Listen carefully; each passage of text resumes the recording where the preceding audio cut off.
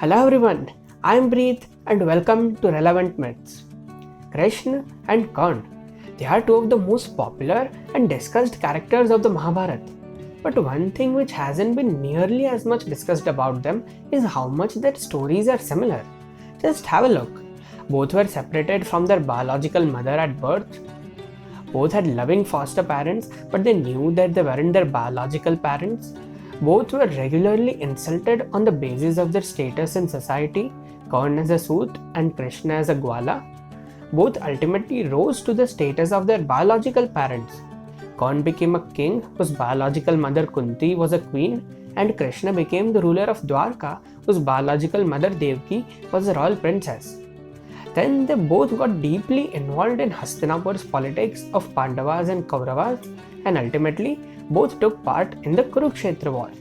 Mahabharata is full of such similarities between different characters if we look at it a bit closely and from a different perspective than usual.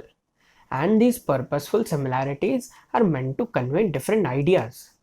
So, in today's video, I will discuss some of these ideas from the stories of Krishna and Karna. So, let's begin.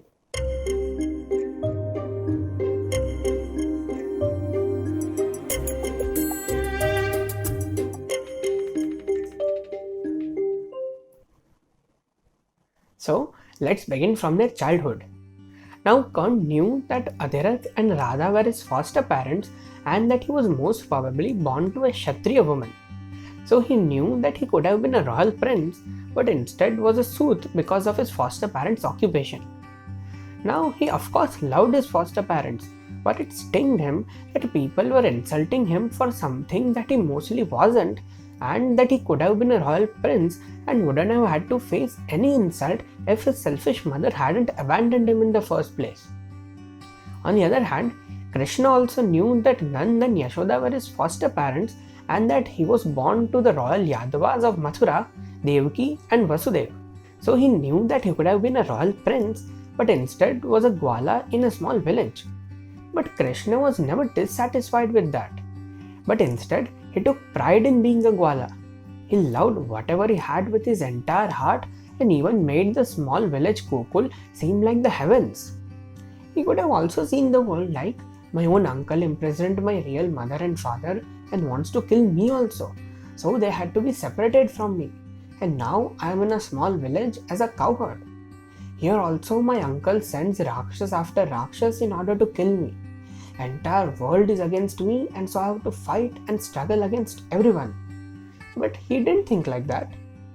Even if we compare Krishna and Karna's status in society, Gwala is a cowherd and was considered a very low job in those times. Now Karna was a Soot of course, but his foster father Adhirath was the charioteer of the king of Hastinapur. Now you only think, which job is better, driving chariots for the king or running around all day in the forest with cows? But still, Krishna made being a Gwala fun, enjoyable and almost divine. And if you think about it, the only reason driving chariots is also considered divine is because Krishna was the charioteer of Arjun during the Kurukshetra war, and that has become a really iconic and divine image. Both Krishna and Karna had been insulted countless times by different people throughout their lives. Krishna was called Gwala, he was called Ranchod because he ran away from the battlefield against Jarasandh when he prioritized his own people's safety over war. He was called a thief, a prankster and a womanizer. Yet he remained compassionate towards his insulters, while Karna didn't. In one incident during the Kurukshetra war, when King Shalya was Karna's charioteer, he called him inferior to Arjun and started insulting and demoralizing him. To that, Karna replied, I am superior than Arjun in every way. I have always strived to become better than him, and I am. You are not a good judge of strength, King Shalya. You are a fool who is afraid of Arjun and Krishna. You have insulted me, so I will kill you and your entire kin of Madra, which is in general a sinful place where only low people live and where women have sexual intercourse with anyone. If you speak like this to me ever again, I will crush your head with my mace. Now, why do you think Karna reacted in such a way? So, if we try to decipher this, Karna always wanted to be a Kshatriya. and the only way to prove the entire world that he was by establishing his supremacy over Arjun, thus killing him. Karna always thought that people looked down upon him because of his caste, and so he was ashamed of being a Sooth, and thus tried to take that tag off himself his entire life. So, during the Rangbhumi, when Pandavas and Kauravas were performing, when Duryodhan acknowledged Karna as just a warrior and didn't look at his caste, that was something that had never happened before with him. So Karna was so thankful to Duryodhan that he didn't even care about the actual facts and just rashly promised him that he would be on his side his entire life and would help him whenever required. He didn't even notice that in the Rangbhumi, Pandavas were outshining the Kauravas, and so when Karna entered the Rangbhumi, Duryodhan, seeing an opportunity to turn the tables on the Pandavas, just used him as a counter to Arjun's archery. And so after that, Karna sided with Duryodhan on everything, including the plan of burning the Pandavas alive in Lakshagriha, as well as the game of dice where Draupadi was disrobed in open court. Now sometimes Karna did question Duryodhan, like in the Lakshagriha incident, but in the end he remained silent even though he knew that it was adharma. And in other cases, he joined in fully, like in the game of dice, where he called Draupadi a whore, and in the Vanvas period, when he camped outside the Pandavas' hut in order to make them jealous. So, Karna was always an honorable warrior, but he never cared for the greater dharma. He always sided with Duryodhan and prioritized his own self-interest and thankfulness towards Duryodhan rather than the greater dharma. But Krishna always preferred the greater dharma.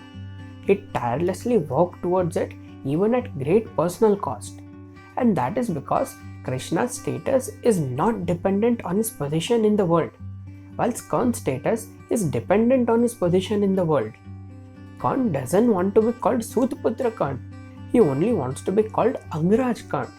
While Krishna doesn't mind if he is called Gopal or Ranchod or Dwarkadish. Now I agree that Karna is the relatable one here. Any one of us would have done similar things as Karna if we were in his place, but Krishna wouldn't have. And that is why Krishna is considered God and Karna, and of course us, aren't. The quality of being self-confident and compassionate even when insulted and ridiculed countless times is a divine quality. One's status not being dependent on position in the world is a divine quality. And being proud of whoever you are and making the most of current circumstances is also a divine quality. And as I had said in an old video of mine about Ram, which you can check out also, in Indian culture, qualities and traits are considered divine, and the people who show those qualities and traits are then considered divine. So, Ram himself is not divine. His qualities make him divine. And similarly, Krishna himself isn't divine. It's these qualities of his that make him divine. So this was the video, everyone. You guys tell me, what are your thoughts about this? What do you think about the stories of Karna and Krishna? Tell me all your thoughts in the comment section below. Also, like the video and share it to all your friends and family.